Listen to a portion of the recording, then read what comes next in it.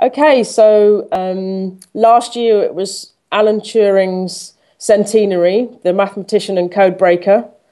And Jonathan Swinton, the computational biologist that I was working with, was obsessed with Turing. And he thought it'd be a great idea. Turing was looking at mathematical patterns in sunflowers many years ago before he died in Manchester when he was at University of Manchester. So we thought, why don't we finish off one of Turing's last experiments to celebrate his centenary and raise awareness of his scientific legacy.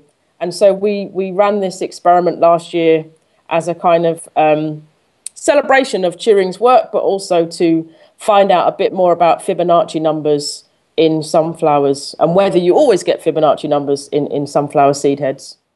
I hope he would envisage that his work. I mean, the thing is, his work, I don't think it was as well renowned as it could have been. And so to have so many people not only celebrating his work, but also celebrating the fact that he was gay, because that was part of the project as well.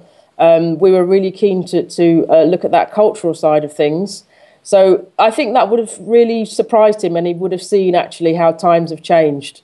So hopefully he would have enjoyed it on the cultural side, being a gay scientist, but also he would have enjoyed it from a scientific perspective in moving some of his discoveries forward.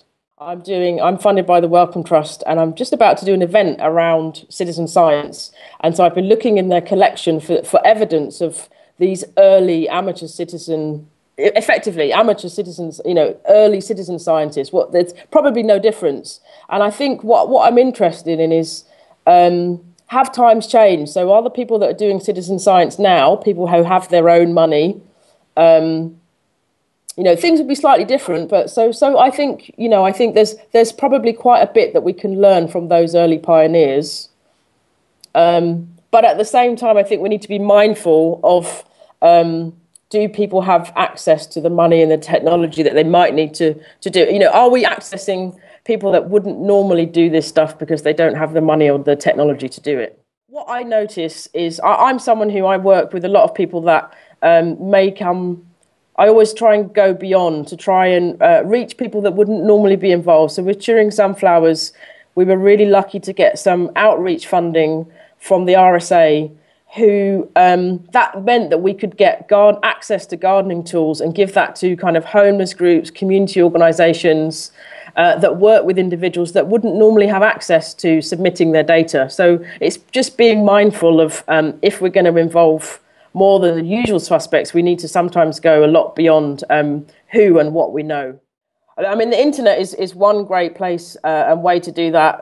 Gaming is another. I think there's a whole big drive to get gamers involved in doing citizen science and crowdsourcing data through games. That's a big one now. So I think people are getting increasingly interested in it. And we do have these massive, grand challenges, whether it's climate change, sequencing, human genome, making comparisons with proteins and so on. We need to have the power of, the wisdom of the crowd is going to help us. I mean, scientists are humans too, and quite often, you need manpower, you need people to help. But I think for me, it's more about the practice of science and the benefits that it can convey in terms of people having an understanding of science. You can learn about things by doing them, not just by reading about them. So this is another way to access knowledge and create knowledge. I think people will become more trustful of science if they're also involved in it.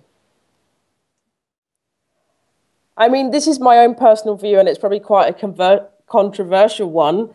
I think that with the professionalization of any discipline, you're going to create social injustices in terms of how knowledge is created, because with that professionalization, you create new languages, and there's always going to new technologies. There'll be barriers often to everyone being able to access that. So in a way, citizen science might be seen as a way to democratize science. So for me, I think, that's an interesting perspective.